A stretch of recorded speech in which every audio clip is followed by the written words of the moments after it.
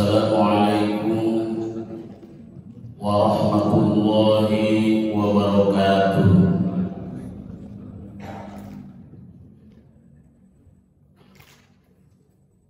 Alhamdulillah, nahmaduhu wa nasta'inuhu wa nastaghfiruh wa na'udzu billahi min shururi anfusina wa min sayyiati a'malina. Man yahdihillahu fala mudilla lahu wa man yudlilhu fala hadiya lahu.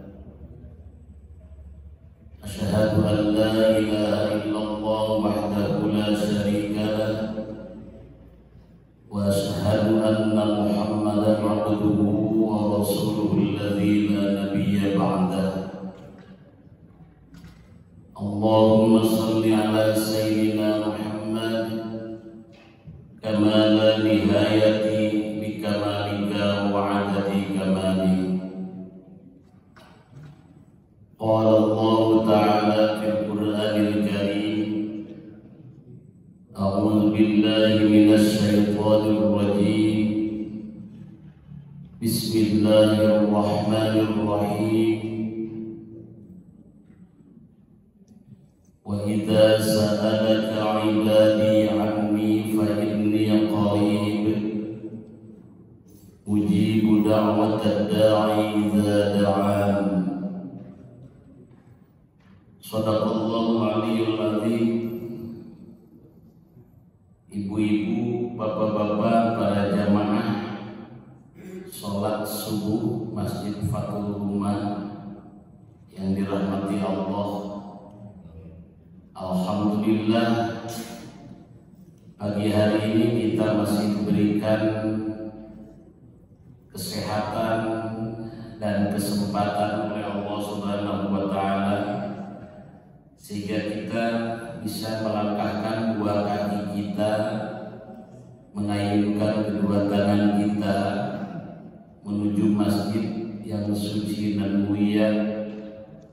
Setelah kita mengambil air wudu untuk melaksanakan dua khidmat di masjid ini, khidmat amaliyah dan khidmat ilmiah.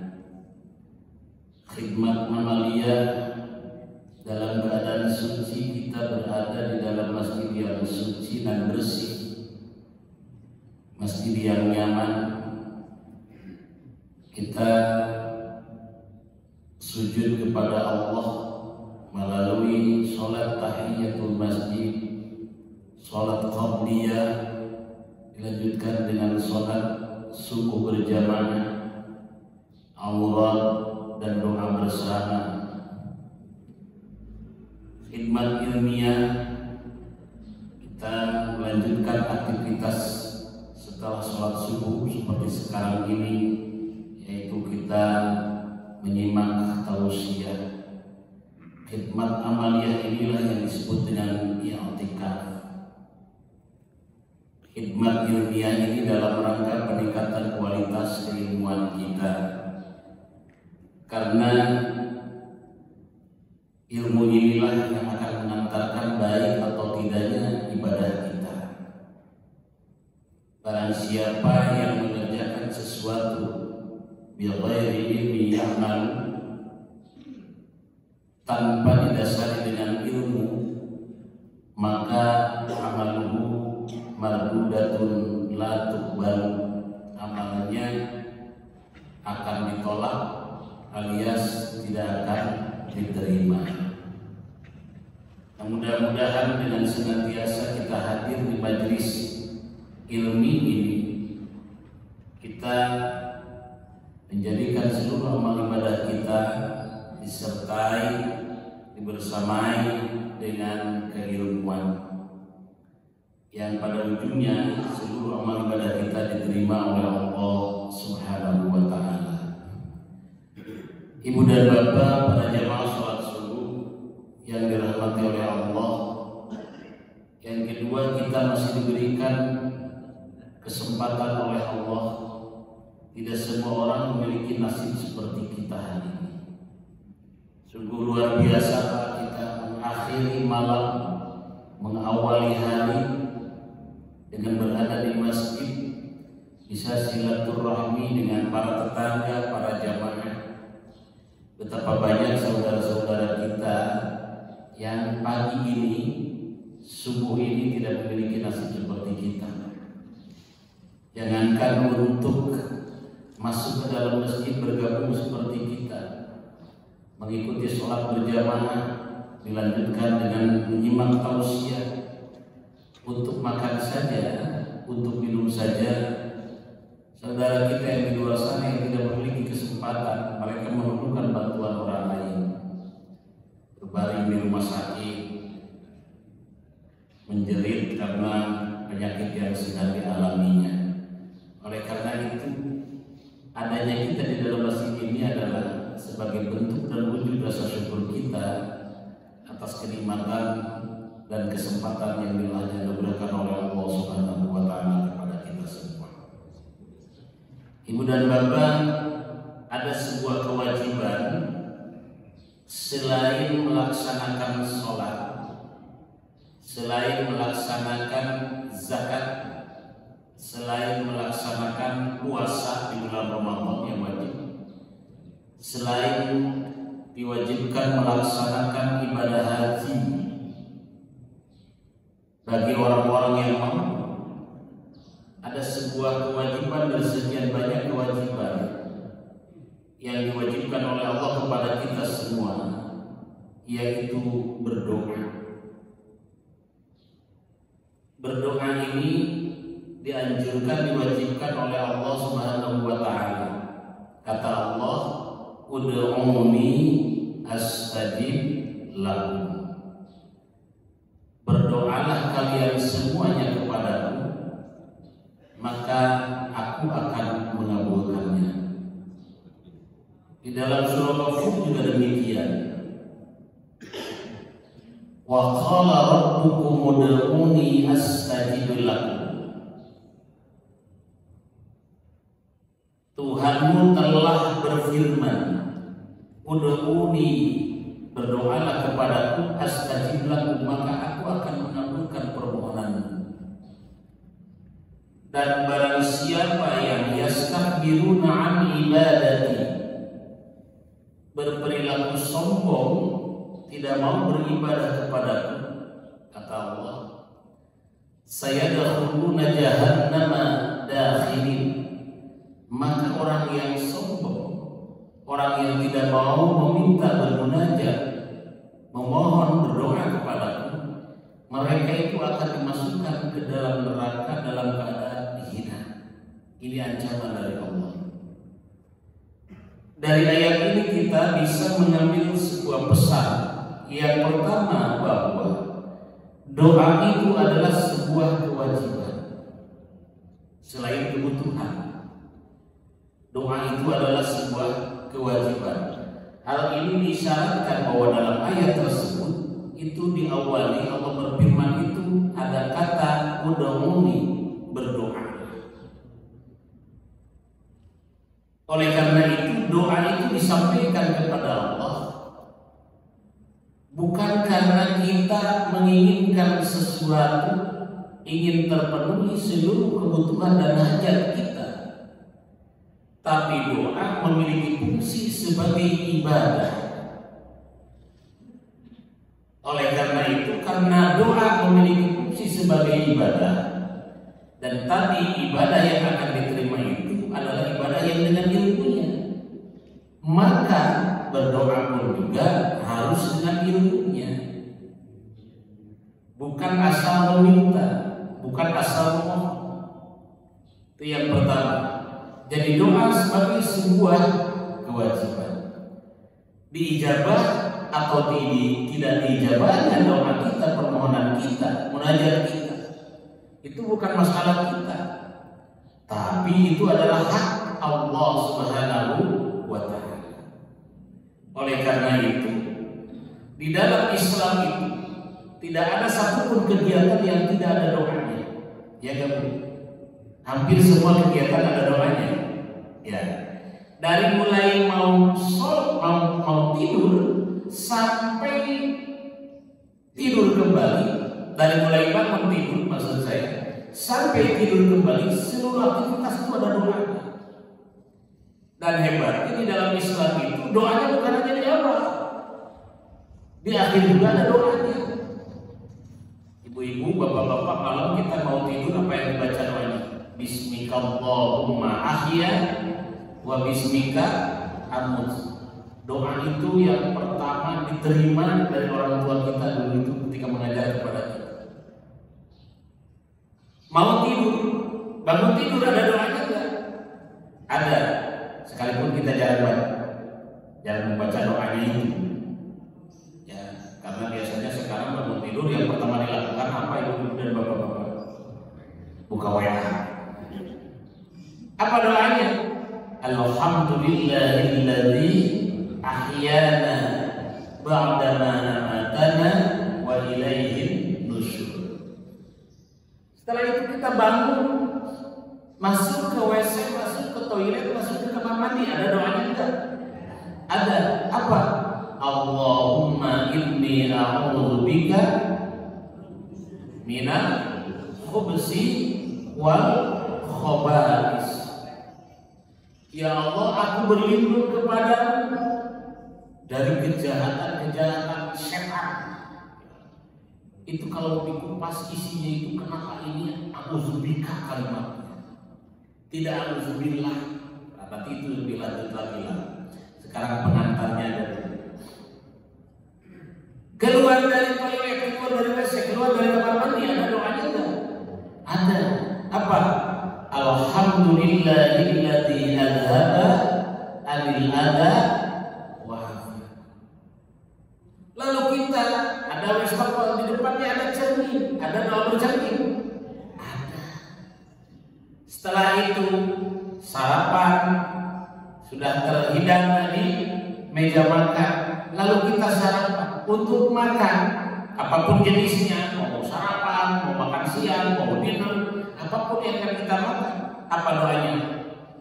Allahumma barik lana fima razaqtana wa qina adzabannar. Beres makan, beres sarapan, ada doanya. Alhamdulillahilladzi at'amana wa saqana wa ja'alana minal muslimin. Kita keluar rumah, Bismillahirrahmanirrahim, dan kita berdoa, doa safar perjalanan.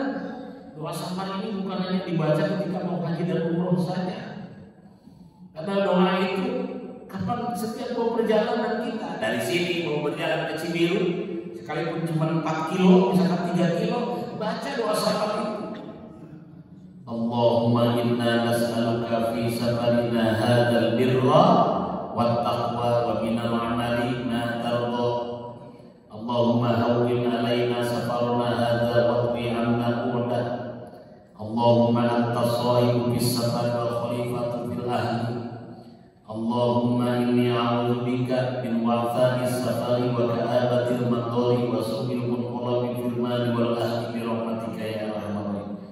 Masuk naik mobil, begitu mau distartkan, Bismillahirrahmanirrahim wa mursaha, inna rabbil ghafurur rahim, subhanalladzi sakhkhara lana hadza wa ma kunna lahu muqrinin wa inna ila rabbina lamunqalibun. Baru kita bergerak sampai di kantor, sampai di tempat tujuan, ada doanya.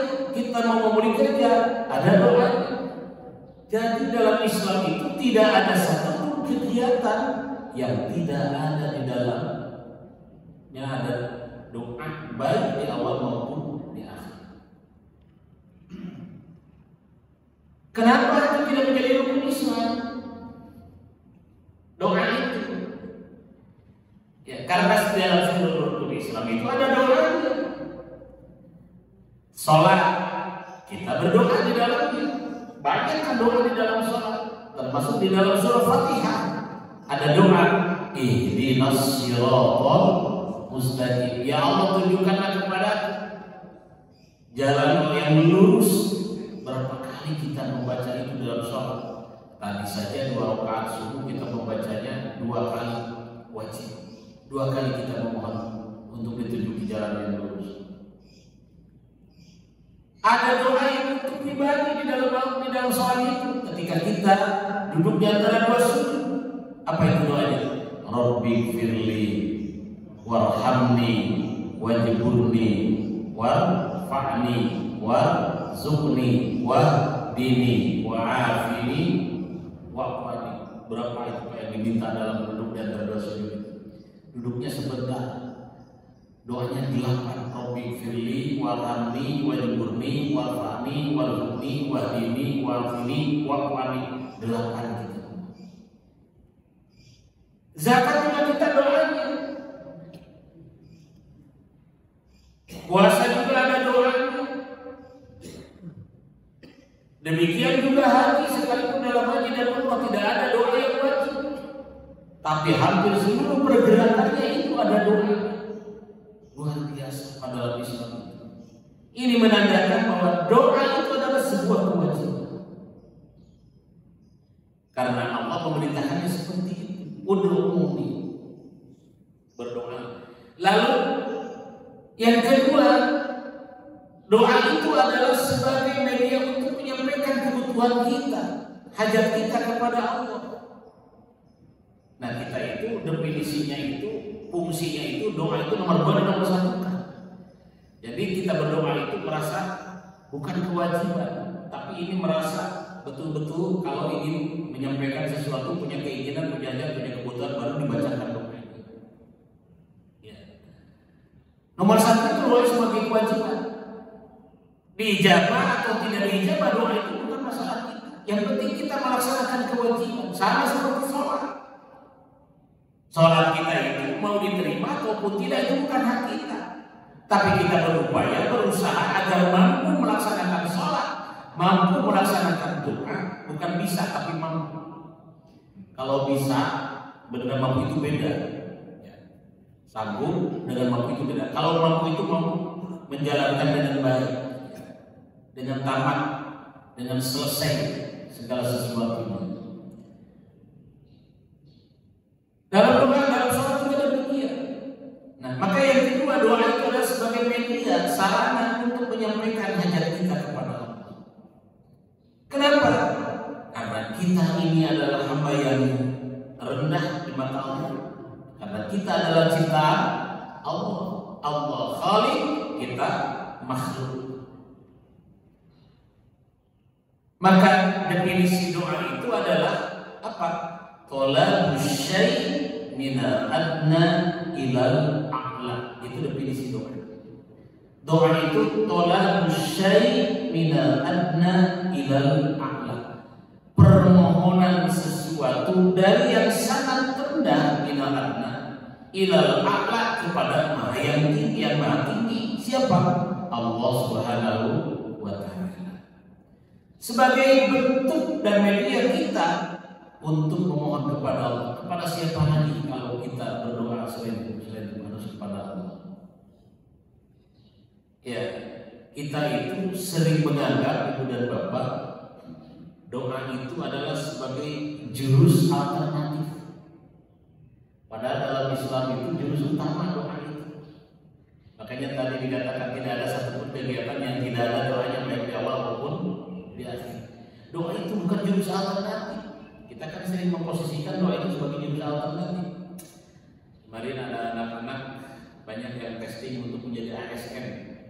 Ribuan sekarang pemerintah menyediakan alokasi untuk para pegawai negeri. Wah, banyak sekali. Banyak yang minta doa. Ada kalimat begini, gimana testingnya? Ya, kita sudah berupaya, kita sudah berusaha, kita sudah minta bantuan ke sana, kita sudah minta bantuan ke sini, sudah berbagai upaya dan usaha kita lakukan. Ya, terakhir tinggal doa saja. Jadi doa itu terakhir, Pak. Padahal doa itu ada awalnya. Harusnya kita berdoa kepada Allah. Setelah berdoa, kita juga berupaya dan berusaha sekuat tenaga kita. Jangan malah doa diakhirkan. Doa, jadi permohonan. Nah di sunnah itu permohonan, kalau kita memohon itu disebutnya request. Ayo kurang request Allah Subhanahu wa taala. Request itu ngadokan. Nah, cuman request mah diambil dari bahasa Inggris request. Jadi request itu permohonan, jadi request. Request itu permohonan ya request. Disunahkan jadi request. Dan banyak di sini nggak apa-apa. Dari bahasa Inggris banyak semacam, bahkan bahasa Inggris, bahasa Arab, bahasa Sunda. Semacam lesot. Di Sunda kita tahu lesot apa ya? Lesot itu apa? Lepas. Itu dari bahasa Inggris lost.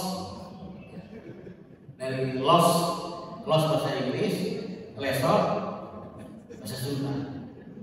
Dalam Al-Quran lastun lam sinta los lesot lastun itu bukan bagian, artinya lepas.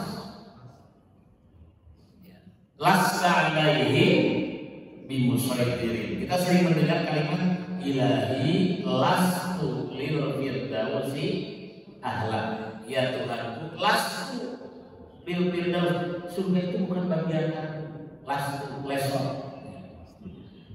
Banyak doa itu request, bukan request Allah Subhanahu wa taala, request, permohonan itu jadi request. Nah, tolak syai' ila anna ila Allah. Jadi kita sering doa itu dijadikan sebagai jurus alternatif, padahal jurus utama doa itu. Saya sering ngobrol dengan teman-teman dosen. Kenapa ya para kiai dulu, Pak, guru-guru dulu mampu melahirkan murid-muridnya pada sukses? Ya sekalipun tidak sukses semuanya, padahal fasilitas belum banyak seperti sekarang. Di antaranya yang saya analisa itu ada kekuatan doa. Jadi santri itu, murid itu, selain diajari ilmu, pengetahuan, gurunya itu mendoakan. Nah sekarang itu yang tidak ada dalam komunikasi antara murid dengan murid itu yang tidak ada doa. Saya itu dulu setiap malam Jumat, alhamdulillah kalau ibu saya itu didoain terus. Ya semua orangnya pasti doain, tapi ada doa khusus. Saya lihat setiap malam Jumat itu ibu saya di depannya itu ada keler kalau orang Sunda, ya, dari kaca dan beling itu ada air ya, seperti ini tapi dalam satu wadah besar. Itu dia menghadap kiblat. Saya lihat itu ibu saya itu sampai putar-putar tasbih. Dan pagi-paginya itu air itu diminumkan kepada saya. Saya tanya, "Man, air mana pacaran gitu malam yang halal pancai saya?" Apa jawabnya? Dan banget tuh bisa bacaan manusia yang bisanya cuma bismillah. Jadi setiap malam Jumat baca bismillahirrahmanirrahim di depan air itu untuk diminumkan oleh anaknya saya itu sebanyak 15.000. Ayah ibu-ibu, untuk itu penting tadi tahu nggak penting deh gitu. Yang harus Bismillahirrahmanirrahim, Bismillahirrahmanirrahim, Bismillahirrahmanirrahim. Konon kabarnya kalau anak laki ingin sukses itu harus didoainnya, ditilakatinya oleh ibunya. Kalau anak perempuan harus oleh bapaknya. Tirakat. Jadi kiai-kiai itu dulu, guru-guru itu sering mentirakati santrinya. Kenapa? Karena mereka sadar. Dan kita sering tidak sadar. Apa yang harus kita sadar sebagai pengajar, sebagai guru misalnya? Ilmu kita terbatas, tenaga kita terbatas, waktu kita terbatas. Tuntutan untuk mencerdaskan orang lain itu sangat tinggi. Dengan keterbatasan ilmu, keterbatasan tenaga, keterbatasan waktu, apalagi yang akan dijadikan ujung tombak selain doa. Nah di kita itu sekarang sudah tidak ada itu, Pak. Kenapa? Kalau dulu di pesantren-pesantren mampu saja melahirkan kiai karena didoain. Makanya hubungan antara murid dengan kiai, santri dengan kiai itu hubungan batin. Sampai kapanpun, ya kiai itu selama masih Jumanan masih hidup itu senantiasa mendoakan muridnya. Muridnya juga mendoakan gurunya. Ya, tetapi ya, saya membaca Al-Quran itu mendoakan guru juga di dalamnya.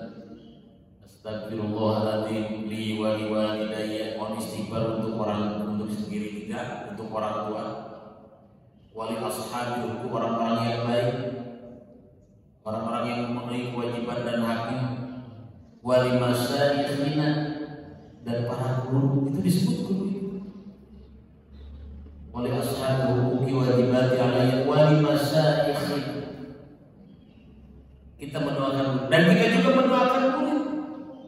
Kalau suara dosen Allahumma ij'al tullabana ulaman sholihin, ya Allah jadikanlah para mahasiswa ulama sholihin sebagai cendekiawan yang soleh, waginaan syakirin, orang kaya yang pandai bersyukur, wa hujjajan mabrurin, sebagai haji-haji yang mabrur. Bayangkan kalau murid mendoakan guru, guru mendoakan murid, atasan mendoakan bawahan, bawahan juga mendoakan atasan. Ibu di rumah punya pembantu suka mendoakan pembantu, ya. Malah pembantu meminta doanya. Kita sering meminta doa kepada orang lain, sementara kita tidak mau mendoakan orang lain. Nah, jadi kembali lagi kepada tadi, kita sering menjadikan doa itu sebagai jurus awal, nanti padahal jurus jatuh itu doa. Ya, tolak syai' minal adna ila. Allah mengatakan tadi astajib lakum. Doa itu aku akan ijabahnya. Doa yang bagaimana yang diijabah itu? Allah itu berjanji bahwa setiap doa kamu akan aku kabulkan. Setiap permohonanmu akan aku kabulkan, akan aku ijabah. Tapi kita sering merasa setiap memohon kepada Allah segala sesuatu, Allah itu tidak mengijabah kita. Katanya Allah akan mengijabah. Jadi doa yang diijabah itu doa yang seperti apa? Terkadang ibu dan bapak, kita itu terlalu fokus pada waktu dan tempat ijabah. Jadi dalam doa itu ada waktu dan tempat ijabah. Contoh, waktu berdoa itu sedikit-sedikit dan singkat-singkat. Di antaranya bainal adzan wal iqamah. Antara adzan dengan qomat itu, kalau tadi lumayan lama ya Pak, ya sekitar 10 menit tadi lebih. Nah di sana itu kita berdoa. Itu saat ijabah. Antara adzan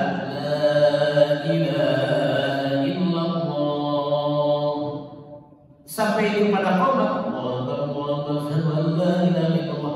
antara azan dan qomat itu waktu ijabah. Di mana saja, kapan saja, ketika kita mendengar antara azan dan qomat, masuk ada di wilayah itu, ibu sedang di rumah. Alhamdulillah sudah terdengar ini suara azan zuhur. Berdoa dulu sampai qomat. Yang kedua di antaranya saya singkat itu adalah bainal khutbatain. Setiap Jumat di antara dua khutbah. Dan kita kalau Jumatan bapak-bapak ya khotib itu suka duduk ya. Barakallahu li wa lakum wa nafa'ni wa iyyakum bima fihi min ayatil dzikri taqabbalallahu minni. Nah itu lalu si khotib itu duduk. Di sana kita berdoa. Itu saat ijabah. Makanya khotib yang bijak jangan terlalu cepat duduknya. Barakallahu li wa lakum, duduk. Berdiri. Kasihan nanti ada yang berduduk. Dan jangan terlalu lama juga.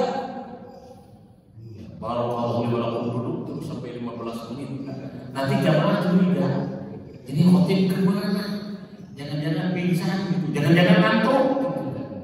Gimana ibu-ibu? Yang dengar saja. Di sini kan dengar speaker. Ya, begitu khotib barakallahu liwat itu perlu. Ada tempat-tempat ijabah. Nah kita juga sering fokus kepada tempat-tempat ijabah. Di mana tempat ijabah itu? Tempat-tempat yang disinyalir memiliki sinyal spiritual. Tempat ijabah di Madinah ada Raudhah, taman surga. Setiap orang masuk Nabawi pasti ingin ke Raudhah. Berjubah di Raudhah itu kan. Dulu itu kalau ingin ke Raudhah sebelum subuh jam 2 sudah ada di sana. Bahkan kalau Masjid Nabawi itu kan suka ditutup. Jam 6:30 kita sudah ada di depan dulu, zaman dulu. Begitu dibuka masjidnya, lari. Wah, sampai ke Raudhah ya. Sampai sekarang itu diatur. Sekarang itu masuk Raudhah itu di Madinah itu harus pakai tasrih, pakai izin. Dan izinnya pun juga pakai aplikasi. Ini sudah modern ini. Pengelolaan tempat ijabah sudah modern. Aplikasi namanya Nusuk. Ya. Jadi kalau dulu ngantri, sekarang juga masih ngantri. Orang berjubel ada di sana, berebut tempat yang sangat sempit. Sekarang ini ada waktunya. Ibu-ibu jam sekian sampai sekian, bapak-bapak jam sekian sampai sekian, jam berapa? Dan di dalamnya itu tidak terlalu lama, 25 menit paling lama. Sekarang itu ngantri, lalu di bawah kertasnya diberi perlihatkan, dihitung yang masuk. Didudukkan, setelah didudukkan dikasih air minum. Setelah itu, bangun, ayo masuk. Berdoa nyaman sekali. Sekalipun waktunya sebentar. Ternyata dulu itu yang membuat orang berjubel-jubel itu karena banyak orang yang tidak bijak di sana. Nggak doa juga enggak, ngaji Quran juga enggak, sholat enggak, duduk aja di sana. Sementara di sana banyak orang yang berjubel ingin masuk. Nah sekarang alhamdulillah tempat ijabah. Di Mekah ada Mu'tazah, ada Hijr, Ismail, ada Maqam Ibrahim, tempat-tempat ijabah. Tapi kita sering, kenapa sih saya umroh sering, tapi doa saya tidak diijabah? Padahal saya berdoa di Raudhah terus, di tempat ijabah itu. Kita sering lupa. Siapa yang paling sering dan paling lama di Raudhah kalau sudah masuk Raudhah? Kalau di Madinah, siapa yang paling sering ke Raudhah dan kalau masuk lama di Raudhah dan dia dijaga tidak? Kalau dia sudah masuk ke Raudhah tidak boleh ada yang lain yang masuk.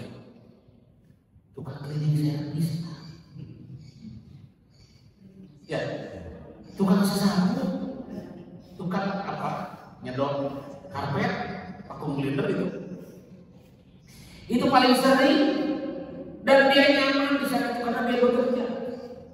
Tapi dia tetap aja jadi cleaning service. Nggak berdoa, ya Allah aku capek jadi cleaning service, aku ingin mengganti Raja Salman.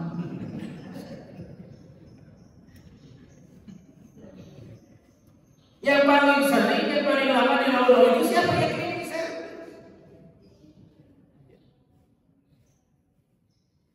Penjaga itu. Di Mu'tazah juga demikian, di Ismail juga demikian. Kita sering fokus kepada waktu ijabah, sering fokus kepada tempat ijabah, bahkan dicari-cari untuk masuk ke waktu, dicari-cari untuk agar bisa masuk ke tempat ijabah. Tapi sering lupa bahwa yang membuat ijabah itu bukan hanya tempat dan waktu, tapi siapa yang berdoanya. Allah akan memberikan ijabah doa itu bagi hamba yang layak pantas untuk mendapatkan ijabahnya. Maka siapa yang pantas dan layak untuk mendapatkan ijabahnya? Dialah yang memiliki karakteristik sebagai hamba terkasih Allah. Hamba terkasih Allah ini di dalam Al-Quran disebut ibadun. Oleh karena itu Allah ketika menyuruh berdoa kepada kita, Allah mengatakan ibad di dalam wa idza sa'alaka ibadi anni fa inni qarib. Wa idza sa'alaka, jika ada yang bertanya kepada Muhammad, ibad anni tentang aku, jika ada yang bertanya kepadamu tentang aku, inni qarib, aku ini dekat. Nah, ada kalimat wa idza sa'alaka ibadi, jika bertanya kepada ibadi, hamba-hamba terkasih. Ibad itu ibu dan bapak, itu adalah bentuk plural. Plural itu apa? Jamak, menunjukkan kepada banyak. Dari kata abdun. Abdun itu hamba. Kalau satu orang disebut abdun, tapi kalau banyak hamba disebut ibadun. Kalau dalam bahasa Inggris cukup menempelkan huruf S, gitu kan? Ya, maka kalau seorang doktor, nah itu satu kali doktornya. Kalau dokteran DRS, itu kuliah S3-nya sering, karena ada S-nya, DRS. Ya. Kalau dalam bahasa Arab berubah katanya, abdul satu orang, ibadun banyak orang. Tapi dalam Al-Quran itu memiliki makna berbeda. Itu hebatnya dalam Al-Quran. Al-Quran itu ketika menampilkan satu kata dengan bentuk tunggal, dengan bentuknya apa beda? Contoh satu, angin itu dalam bahasa Al-Quran disebut rih. Bentuk pluralnya jamaknya riyah. Tapi ketika Allah menampilkan angin dengan kata rih, itu beda artinya. Maksudnya maknanya. Kalau riyah, rihun bentuk tunggal, itu angin-angin yang membawa malapetaka. Tapi kalau Allah menampilkan kata riyah dalam bentuk plural atau jamak, itu khusus angin-angin yang membawa rahmat. Nah, demikian juga abdul. Abdul itu jamaknya ibad. Ketika Allah menyebut abdul, wala ana 'abidun ma abad. Abdul itu hamba-hamba belum baik, tidak baik semuanya. Tapi ketika Allah menampilkan abdul dengan kata ibadu dalam bentuk plural, itu khusus untuk hamba-hamba terkasih. Nah, ayat tentang doa tadi diawali dengan kata ibad. Wa idza sa'alaka ibadi, ibad, fadkhuli fi ibadi, bukan fadkhuli fi abdi, tapi fadkhuli fi ibadi, bergabunglah dengan hamba-hamba terkasih. Jadi ibadi itu adalah hamba terkasih. Wa idza sa'alaka ibadi anni fa inni qarib, aku ini sangat dekat. Ujibu da'watan da'i idza da'an, aku ini akan mengijabah ketika mereka berdoa meminta. Nah, oleh karena itu yang membuat doa itu diijabah atau tidaknya bukan hanya tempat dan waktu, tapi apa? Siapa yang berdoa. Sekalipun kita berada di Raudhah, tempat yang memiliki otoritas untuk diijabahnya doa, di samping Nabi, di dalam Masjid Nabawi, di Madinah tanah suci. Tapi yang masuknya bukan orang yang pantas, bukan ibad, tapi abdul, belum tentu bisa dijabah. Maka ini yang sering terjadi, ya, belum disampaikan secara utuh kepada jamaah. Posisikan dulu diri kita sebagai hamba Allah terbaik. Kalau di Madinah sebagai tamu Rasulullah dan tamu Allah terbaik, sehingga menjadi tamu terbaik itu adalah layak sebagai seorang tamu yang layak untuk diberikan jamuannya. Ya, pasti keinginannya kalau tamunya baik akan dipenuhi. Kalau ibu-ibu, bapak-bapak datang tamu, tidak salah, duduk masuk ke dalam rumah. Sebelum dipersilahkan duduk duluan. Sebelum dipersilahkan menyantap apa yang ada di depannya, dulu sudah duluan. Kira-kira ibu senang atau enggak terhadap tamu seperti itu? Pengen betah dengan tamu itu atau pengen usir? Tapi kalau ada tamu, assalamualaikum, nadanya saja diatur.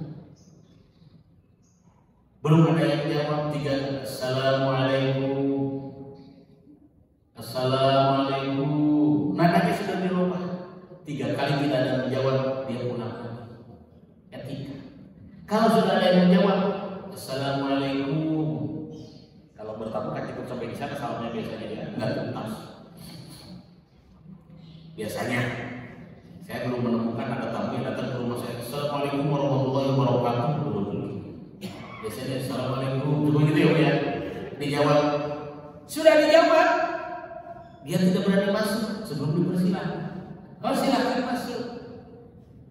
Dia tidak masuk sebelum pintunya dibuka. Masuk karena naon pintu nanti dibuka. Dia tidak duduk di kursi sebelum dipersilahkan. Dia tidak berani meminum sebelum dipersilahkan. Penuh dengan tata krama, penuh dengan sopan. Orang tamu seperti itu, jangankan yang diminta, yang tidak diminta pun juga kita akan kasihkan, kita akan sembuhkan. Betul? Nah kita bertamu kepada Allah, memohon kepada Allah, tapi posisi kita tidak menjadikan tamu kita. Kan begitu masuk ke rumah kita salam dulu kepada Nabi. Assalamualaikum ayyuhan nabi warahmatullahi wabarakatuh. Salam. Kita juga dari sholat salam kami kata assalamualaikum warahmatullahi wabarakatuh. Assalamualaikum warahmatullahi wabarakatuh. Pamit dengan nada yang sopan. Tidak bisa, tidak pantas, tidak elok kalau kita mengakhiri sholat pamit kepada Allah. Assalamualaikum. Assalamualaikum. Mengakhiri sholat salamnya seperti itu. Kira-kira enak gak? Begitu beres imam kayak tadi, assalamualaikum, assalamualaikum. Karena Pak, nada salam itu beda-beda. Nada salam itu menunjukkan isi. Misalkan begini, assalamualaikum warahmatullahi. Pasti salam apa itu? Salam akhir sholat. Kalau begini, assalamualaikum warahmatullahi wabarakatuh, pasti isinya apa itu? Pengumuman, ya kan? Itu sama kalimatnya salam. Assalamualaikum warahmatullahi wabarakatuh. Pasti ceramah. Assalamualaikum warahmatullahi wabarakatuh kepada ibu yang masih memiliki balita. Itu pengumuman. Assalamualaikum. Ya. Assalamualaikum warahmatullahi wabarakatuh. Kira-kira apa kesannya? Innalillahi. Biasanya gitu. Assalamualaikum. Pasti begitu. Assalamualaikum. Kira-kira apa isinya? Minta-minta. Gak ada yang berkemudian orang meninggal assalamualaikumnya seperti assalamualaikum sholat. Assalamualaikum warahmatullahi innalillahi. Gak ada. Pasti beda itu. Itu gak tahu di mana-mana lagi itu salam untuk pengumuman meninggal itu nadanya seperti itu. Nadanya seperti itu. Atau assalamualaikum warahmatullahi wabarakatuh. Tanggupan warahmatullahi gak ada. Pasti nadanya sudah menyentuh gitu kan. Assalamualaikum warahmatullahi wabarakatuh. Belum tamat saja salam ibu. Nah, siapa yang meninggal? Salamnya belum tamat. Assalamualaikum. Minta-minta. Dan salam juga adalah. Jadi wanita sa'alaka ibadi, kalau ingin dijabah doa, maka kita harus memposisikan kita sebagai seorang hamba. Bukan hanya di Madinah. Masuk ke dalam masjid juga, maka ada etika dan tata krama masuk ke dalam masjid, ya kan? Masuk ke dalam masjid dalam keadaan suci sudah wudhu, ya. Bismillahirrahmanirrahim. Allahumma antas salam, Allahumma gfirli, ya, Allahumma ftahli abwaba rahmatik. Masuk ke dalam dengan penuh etika, cari tempat yang enak. Nah, jadi doa itu yang dijawab. Yang kedua, kita sering menganggap kalau Allah memberikan sesuatu sesuai dengan apa yang dimintakan oleh kita kepada Allah, kita sering menganggap bahwa doa kita itu dijawab. Dan belum tentu, Pak. Belum tentu. Ya, siapa tahu kita menginginkan sesuatu, lalu Allah memberikannya, kita sering merasa bahwa doa kita itu dijawab. Jangan-jangan itu doa orang lain. Banyak orang yang mendoakan kita dalam sembunyi-sembunyi tanpa diketahui. Oleh karena itu, berdoa pula kita untuk mereka yang tersembunyi. Mohon maaf, bapak saya itu di kampung dulu, kamu harus berdoa. Pertama, jangan tahu artinya doa. Apa yang tahu artinya doa suka hilang ikhlas. Yang kedua, berdoa itu jangan terlalu banyak menunggu dijawab, karena doa adalah kewajiban. Saya baru punya sekarang, betul juga. Jangan terlalu, itu hak Allah. Dijawab atau tidak dijawab, itu hak Allah. Kalaupun dijawab, tidak kena ijabah doa itu, kabul doa itu kepada kita. Siapa tahu kabulnya doa, ijabah dan jodoh itu ditemukan oleh anak kita. Kalau tidak kena kepada anak kita, siapa tahu doa dan ijabah doa itu adalah sampai kepada cucu kita.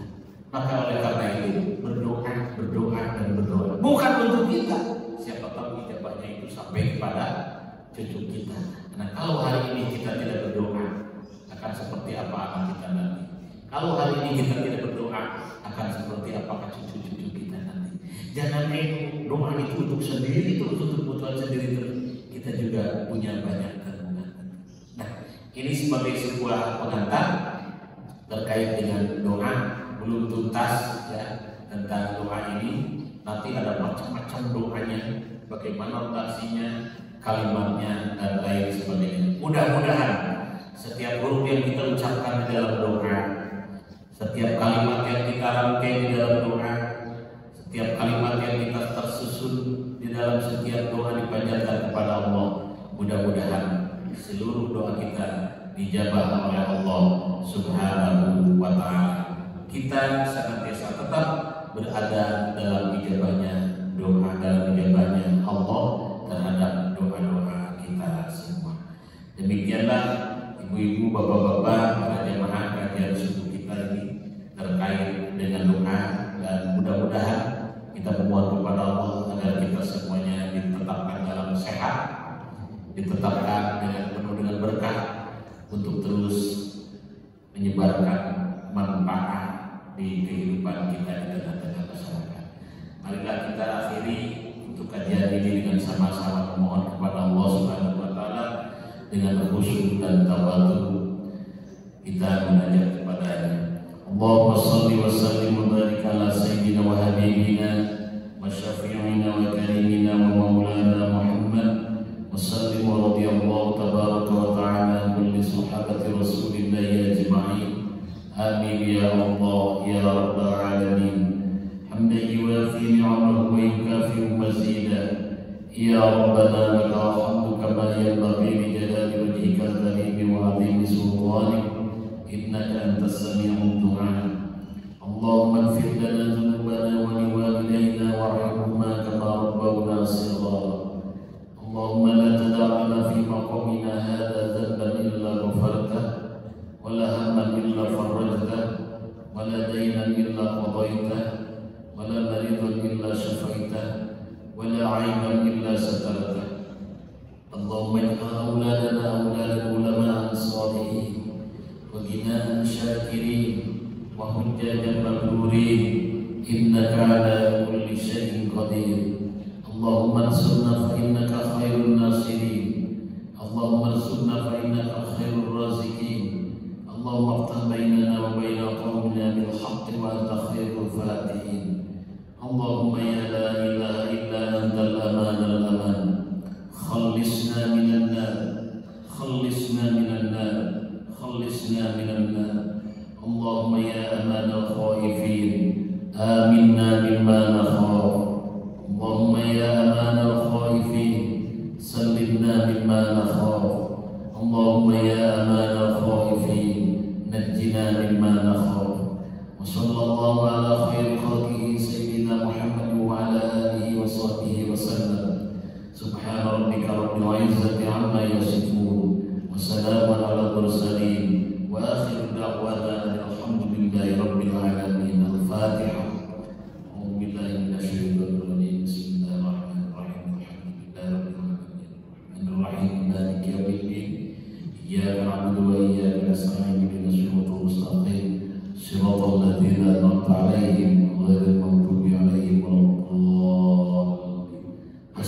hasbunallah wa ni'mal wakil, ni'mal maula wa ni'man nasir.